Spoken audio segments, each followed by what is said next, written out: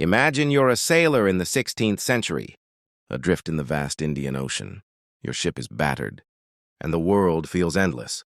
Then, on a distant, uninhabited shore, you find it, a colossal, two-lobed, impossibly heavy seed, unlike anything you've ever seen. It's too big to have drifted from any known tree. It must have come from somewhere else, somewhere deep beneath the waves.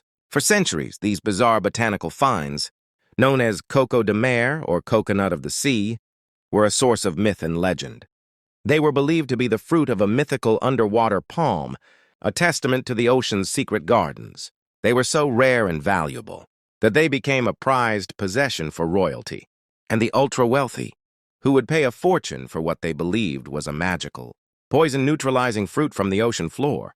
But the truth is even more incredible than the myth. The Coco de Mer doesn't come from the sea at all. It comes from a specific tiny corner of the earth, a place so unique it's been called the Galapagos of the plant kingdom. Welcome to the Seychelles, and welcome to the story of the world's most magnificent and mysterious fruit. The Coco de Mer is the fruit of a rare, endemic palm tree, Lodosea maldivica, found only on two islands in the Seychelles, Praslin and Curious. And when we say fruit, we're not talking about your average banana or apple. This is the largest seed in the entire plant kingdom. A single fruit can weigh up to 30 kilograms. That's heavier than a typical bowling ball, and it can take up to a staggering 7 years to fully mature. But what truly makes the Coco de Mer legendary is its unforgettable shape. Nature, in a moment of utter eccentricity, designed this fruit with a truly stunning resemblance to a human pelvis or a pair of buttocks. It's a cheeky, almost comical detail that has captivated and amused people for hundreds of years. This unique form, combined with its massive size, makes it an icon of the natural world.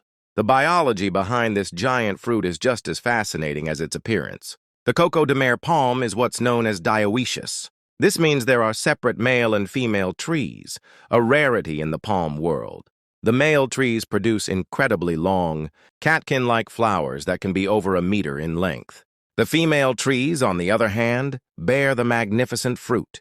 The pollination process is a bit of an enigma.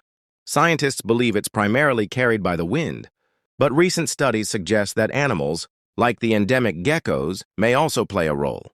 It's an ancient system of reproduction, a slow and deliberate waltz between the male and female palms that has been going on for millennia. For centuries, the inner kernel of the Coco de Mer was highly sought after. When young, it contains a soft, jelly-like substance that is edible and reportedly has a sweet, refreshing taste. As it matures, this turns into a hard, dense kernel that has been used in traditional medicine and was rumored to be a powerful aphrodisiac.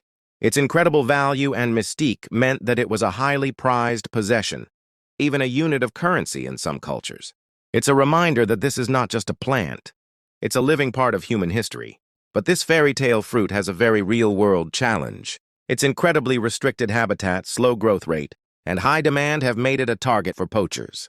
The Coco de Mer is classified as an endangered species, and without strict conservation, this magnificent palm could be lost forever. Today, the Seychellois government is dedicated to protecting their national treasure. Every single Coco de Mer fruit is numbered and strictly regulated.